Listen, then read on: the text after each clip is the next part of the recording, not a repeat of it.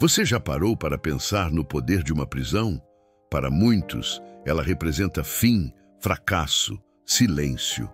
Mas para John Bunyan, foi ali, entre grades frias e paredes úmidas, que nasceu uma das obras mais impactantes da história cristã, O Peregrino. Não escrito em liberdade, mas em cativeiro. Não com pena dourada, mas com lágrimas, oração e convicção ardente. Bunyan era um simples pregador, sem formação teológica formal, mas com um fogo que nem as correntes podiam apagar. Ele não pregava para agradar os homens, mas para glorificar a Deus. Foi por isso que foi preso, e foi por isso que se tornou imortal. Enquanto o mundo seguia adiante, indiferente à sua existência, ele escrevia para a eternidade. O eco de sua voz atravessaria gerações, chamando peregrinos cansados a continuarem a jornada. Seu testemunho nos lembra que as correntes dos homens nunca podem deter a palavra de Deus, que um coração entregue pode produzir frutos eternos, mesmo no lugar mais escuro. Bunyan transformou sua prisão em púlpito, suas dores em palavras, sua solidão em esperança. Ele não via suas circunstâncias como obstáculos, mas como oportunidades divinas. Foi lá que ele encontrou profundidade, comunhão e visão. Foi ali, no silêncio e na rejeição, que ele viu o céu com mais clareza. É por isso que sua história ainda pulsa com vida. Ela nos diz que não importa onde estamos, importa quem está conosco. Com Deus, até a cela mais escura pode se tornar um altar. E no caso de Bunyan, aquele altar acendeu milhões de corações, e ainda hoje o eco de sua cela ressoa nas vozes dos que se recusam a se calar. Sua dor virou doutrina, seu cativeiro um convite à liberdade. Cada leitor de O Peregrino carrega algo do cárcere de Bunyan dentro de si. É um legado de fogo, forjado na solidão, mas aceso pela eternidade. Quando os homens se calam, Deus escreve com as lágrimas deles. Bunyan escreveu com o céu nas costas e o mundo diante dos olhos. Por isso, sua pena jamais foi presa, ainda que suas mãos estivessem. Sua vida nos lembra, onde há fé, a liberdade que o mundo não pode entender. Pecadores, mas despertou os santos. Bunyan compreendia que o Evangelho não era um convite confortável, era um clamor desesperado. A eternidade estava em jogo. Ele não perdia tempo com mensagens diluídas. Cada palavra que dizia era regada com oração e temor. Ele falava como um homem que tinha estado diante de Deus, como alguém que sabia que um dia prestaria contas de cada alma que o ouvia. E por isso, ele pregava como se fosse sua última chance. Sua congregação sentia o peso da eternidade em cada sermão. Havia choro, arrependimento, quebrantamento. Bunyan não encantava com eloquência. Ele quebrava com verdade. E o mais impactante, ele vivia o que pregava. Sua humildade, sua vida de oração, seu amor pela Escritura, tudo isso fazia de sua mensagem algo irresistível. Mesmo sem grandes recursos ou estrutura, a igreja onde ele pastoreava se tornava um farol de vida em meio à escuridão espiritual da época.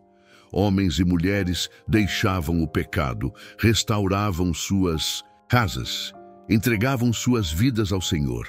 A presença de Deus era palpável, não havia entretenimento, havia glória, não havia marketing, havia unção.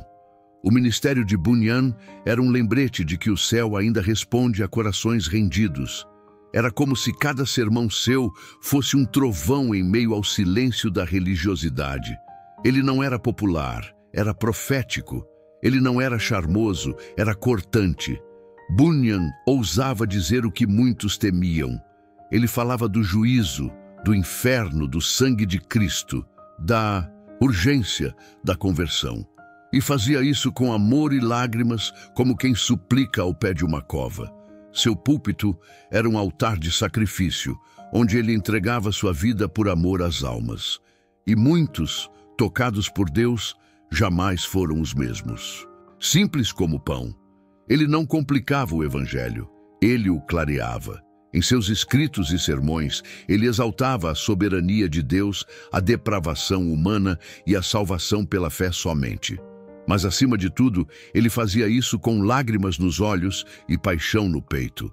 A graça não era um conceito frio, era uma força viva que o havia resgatado do desespero.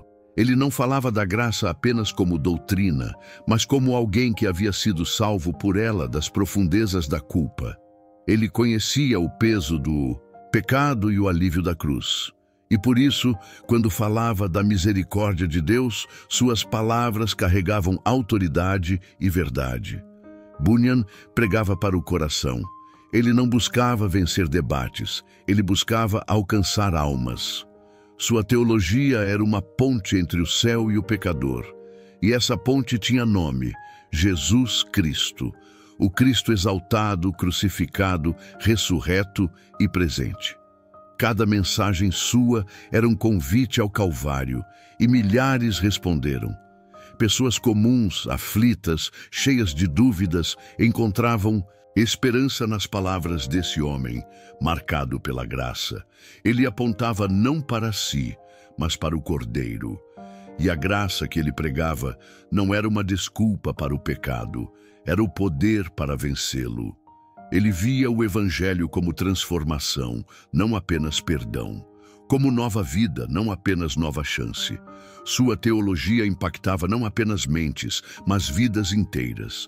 E essa visão moldaria gerações. Era uma teologia viva, que andava, chorava e celebrava. Era a graça que tocava o alcoólatra, restaurava o casamento, curava o ódio. Bunyan sabia que a verdade não era apenas para ser dita, mas para ser vivida. E por isso, cada linha que ele escrevia era uma oração. Cada parágrafo, uma confissão. Cada livro, uma cruz. O evangelho em sua boca não era uma teoria, era uma revolução. E ela continua. Impactou desde cristãos simples até gigantes da fé como Charles Spurgeon, que o chamava de o mais eloquente dos pregadores ingleses. Mas sua influência não parou aí.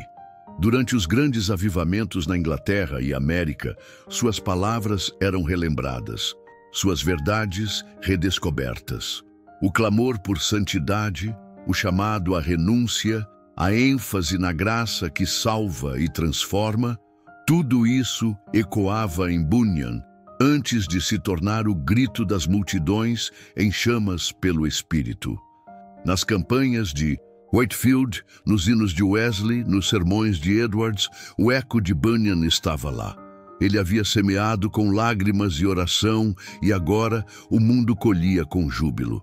Seu legado atravessou séculos porque foi forjado no fogo da fidelidade. Ele nos ensinou que não é preciso grandeza aos olhos do mundo para impactar o mundo. Basta ser fiel a Deus. A palavra escrita por um prisioneiro se tornou o alimento de milhões. Seu sofrimento gerou avivamento. Sua dor gerou esperança. Sua história se tornou inspiração. E hoje, enquanto muitos ainda vivem como se o evangelho fosse um acessório, Bunyan ainda grita das páginas de seus livros: a eternidade é real. Prepare-se. O fogo que o consumia continua aceso. E onde há corações dispostos, ele ainda pode incendiar uma geração. E que geração será a nossa? Seremos leitores ou imitadores, espectadores ou herdeiros? O mundo clama por uma fé como a de Bunyan, que não se vende, não se cala, não se curva, que vive, morre e ressurge com Cristo, que crê na graça, mas também na cruz, que anuncia a verdade mesmo quando ela custa tudo. Bunyan não escreveu para entreter, mas para acordar. E é hora de despertar, porque o céu ainda chama peregrinos e a jornada continua. Próximos vídeos. Aqui a mensagem não é para agradar, é para transformar. Se essa mensagem tocou o seu coração, escreva nos comentários: Senhor, eu quero viver essa fé. Compartilhe com alguém que precisa ouvir essa verdade. E se deseja mais conteúdos como este, Inscreva-se agora no canal, ative o sininho e acompanhe os próximos vídeos. Aqui, a mensagem não é para agradar, é para transformar.